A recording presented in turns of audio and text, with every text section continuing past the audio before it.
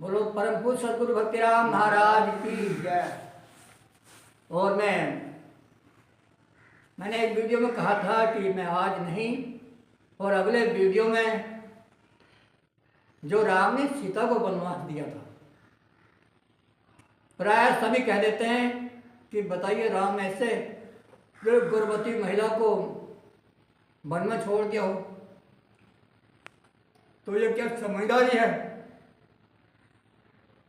आपने सही करके नहीं पढ़ा, वहाँ पे हमारे पढ़ने में कमी रह जाती है, समझने में कमी रह जाती है।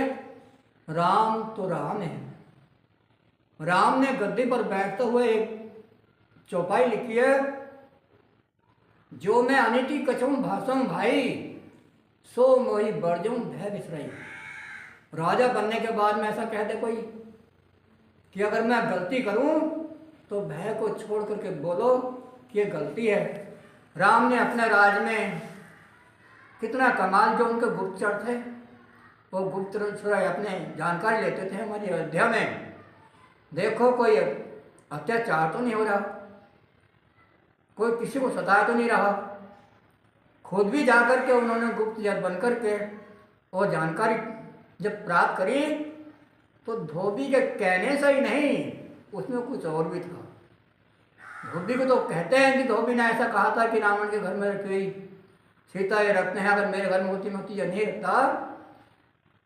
तो मैं आपको याद दिलाऊं कि राम को जब ये ज्ञान हुआ गुप्तचरों से और खुद घूम करके कि जो संग देवता बानर बन करके आए थे ना, उनको अभिमान हो गया था कि यदि हम ना होते तो राम लंका को नहीं जीतते और रावण की जीत नहीं होती। जब उनको राम को एहसास हुआ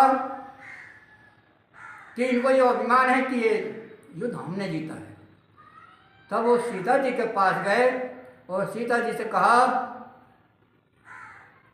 हे जनसुता प्रिय, मैं आपको वन में भेज रहा हूँ। क्यों? वन में भेजने का कारण क्या है? सुनो ध्यान से, मैं आपको समझाता हूँ विस्तार से और बड़े ध्यान से सुनो। तो किस प्रकार से रामायण में राम ने सीता जी को समझाया, और सुनो ध्यान से, मैं आपको बताता हूँ।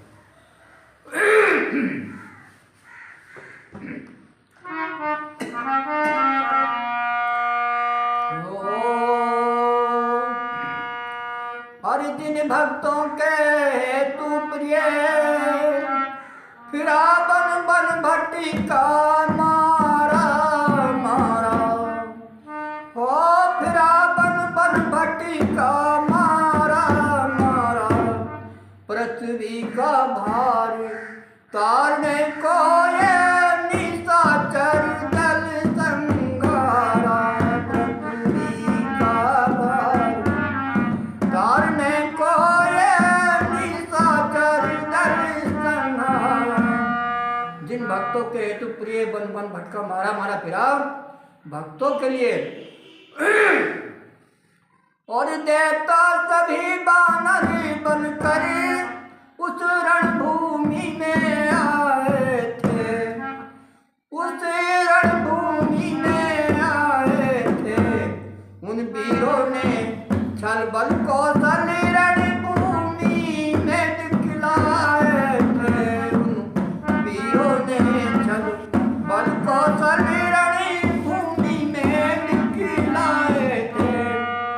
देवता जितने भी थे सब बानर बन करके मेरी मदद करी और उनको विजय प्राप्त करके मन में अतिशय अभिमान हुआ, मन में अतिशय अभिमान हुआ।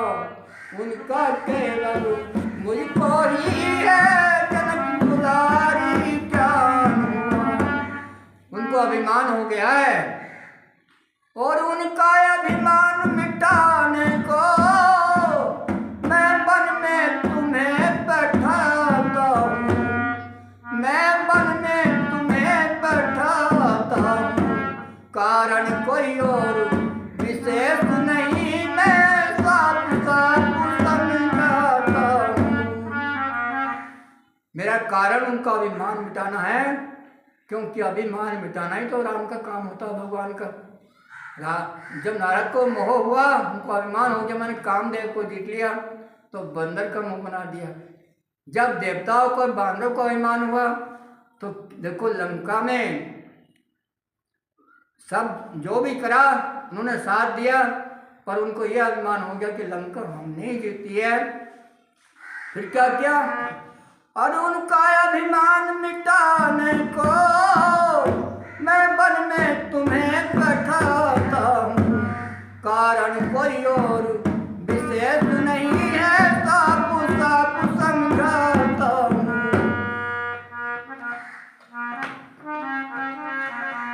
सती तुम्हारे गर्भ से होंगे तो सुकुमार, रण में हो अति बांकुरे, करें दोष परिहार।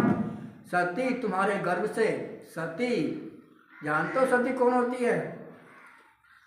सूरमा का सिर नहीं, दाता का धनाय, पतिव्रता का तन नहीं, सूरत बसपी माया। अरे सती का शीश होता ही नहीं है, तन होता ही नहीं है, तुम कहाँ सपने में भटक रहे हो?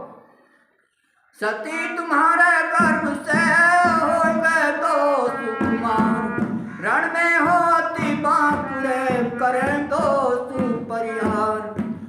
उन वीरों के सन्मुख लड़ने जब कपिदल वहाँ पर जाएगा, जब कपिदल वहाँ पर जाएगा, उन वीरों के बिरबल प्रहारों से बंदर मुक्ति खाकर भग जाएगा। कितना सुंदर दिया है कि जब बंदर वहाँ पर कपिदल जाएगा तो ऐसे वीर होंगे, इन्हें मार मार के भगा देंगे, इनका अभिमान तहस नहस हो जाएगा, चूर चूर हो जाएगा। यह थी सीता की वनवास। ये वनवास नहीं, वाल्मीकि आश्रम में, वाल्मीकि आश्रम यहाँ नहीं होते, ये लौकिक नहीं है, ये अलौकिक है।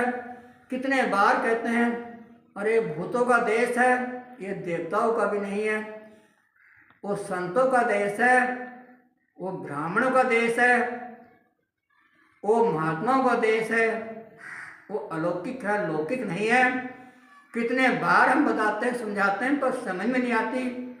इसीलिए आज प्राय सब कीचड़ उछालते हैं कि वाल्मीकि से पैदा हुए।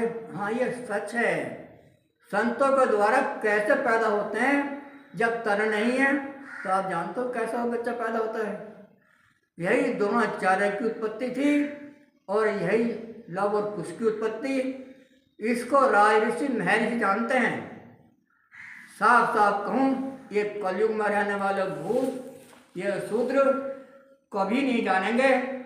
और यदि इस पर शास्त्रार्थ कोई भी करना चाहे तो सत्यानंद बार बार अनुरोध करता है, निमंत्रण देता है, आइए संशय का समाधान किए।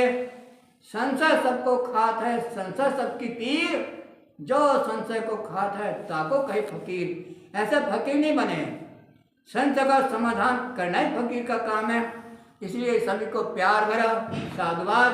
बोलिए जय भक्ति राम।